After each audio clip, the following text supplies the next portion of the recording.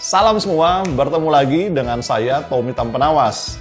Kalau kita pergi ke Israel, hampir semua restoran Yahudi yang ada di Israel tidak akan menghidangkan menu atau masakan daging bersamaan dengan olahan susu dan turunannya seperti yogurt, keju, mentega, krim, dan lain-lain. Itu artinya orang Yahudi yang taat tidak akan makan makanan seperti cheeseburger, fettuccine, lasagna, dan lain-lain. Karena makanan ini terdiri atau bahan bakunya adalah daging dan juga keju. Nah, sekarang pertanyaannya, apa alasannya? Orang Yahudi tidak boleh makan daging dan olahan susu secara bersamaan. Terus tonton video ini sampai selesai untuk dapatkan jawabannya.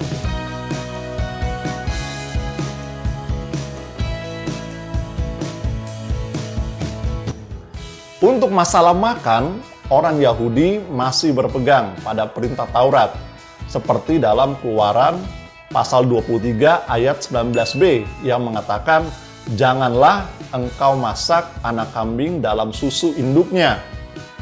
Ayat ini mau mengatakan agar bangsa Israel tidak boleh memasak atau memakan anak kambing bersamaan dengan susu induknya. Tapi sekali lagi, apa alasannya? Ketika Tuhan memberikan ayat ini kepada bangsa Israel, Tuhan tidak memberikan penjelasan atau alasan apapun. Tapi kita bisa mengacu dari tafsir atau tradisi yang diyakini oleh bangsa Israel. Konon ada ritual pagan bangsa di sekitar Israel yang meminta berkat kepada dewa-dewi atau berhala yang mereka sembah dengan cara memasak anak kambing bersamaan dengan susu induknya. Dan persembahan ini akan mereka persembahkan kepada dewa-dewi atau berhala yang mereka sembah. Nah, karena itu bisa jadi ayat ini diberikan kepada bangsa Israel agar mereka tidak mengikuti ritual penyembahan berhala atau dewa-dewi seperti ini. Ada juga yang mengatakan adalah sesuatu yang sangat kejam jika memasak seekor anak kambing bersamaan dengan susu induknya. Karena seharusnya susu induknya ini adalah sumber nutrisi bagi si anak kambing dan bukan menjadi bahan yang dimasak bersamaan dengan si anak kambing. Nah, hal ini sama seperti dalam Ulangan 22 ayat 6 yang mengatakan, "Jika engkau menemukan sebuah sarang burung, maka jangan memakan telur burung itu bersamaan dengan induk sang burung." Menariknya, untuk mentaati ayat ini, para rabi mereka mengembangkan beberapa peraturan. Contohnya, tidak hanya tidak boleh untuk memasak atau memakan anak kambing bersamaan dengan susu induknya, tapi juga orang Yahudi mereka tidak boleh memasak atau memakan binatang halal lainnya jika dimasak dengan susu induknya.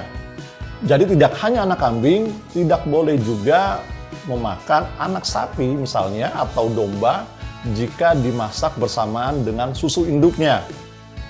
Aturan ini berkembang lagi. Orang Yahudi tidak boleh memakan daging dan juga olahan susu secara bersamaan, walaupun daging dan olahan susu ini dimasak secara terpisah. Jika seseorang telah memakan daging, maka ia harus menunggu sekitar 6 jam ke depan, baru ia boleh memakan olahan susu.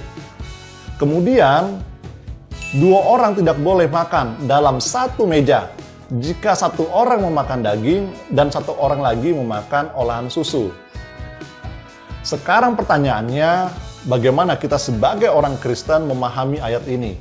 Apakah kita juga masih harus mentaati ayat ini?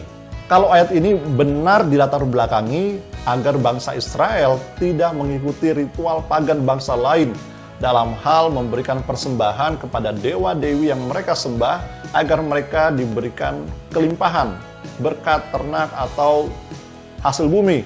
Sekarang pertanyaannya, apakah ritual seperti ini masih ada? Menurut saya, sudah tidak ada lagi ritual penyembahan seperti ini. Karena itu, saat ini kita dapat makan daging dan olahan susu secara bersamaan. Hal ini sama seperti dalam Ulangan 23 ayat 13 yang mengatakan, bangsa Israel harus membawa sekop pada saat mereka buang hajat. Tapi saat ini sistem sanitasi sudah berkembang dan tidak butuh lagi bangsa Israel atau mereka tidak harus lagi membawa sekop saat mereka membuang hajat.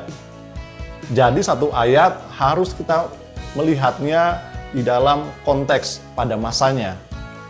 Umat Yahudi mereka punya cara dan konteks sendiri di dalam menafsirkan Keluaran 23 ayat 19b ini. Dan kita perlu hormati cara mereka memahami ayat ini dalam kehidupan mereka. Tapi kita juga sebagai umat Kristen, kita punya cara dan konteks kita sendiri di dalam menafsirkan ayat ini sesuai dengan kehidupan kita zaman sekarang. Oke, sampai di sini dulu video pengajaran yang bisa saya berikan. Jika video ini bermanfaat, berguna, menambah wawasan, jangan lupa untuk subscribe, like, komen, dan share kepada teman-teman lainnya. Dan saya juga telah mengupload video podcast Renungan Kristen yang dapat didengar secara audio.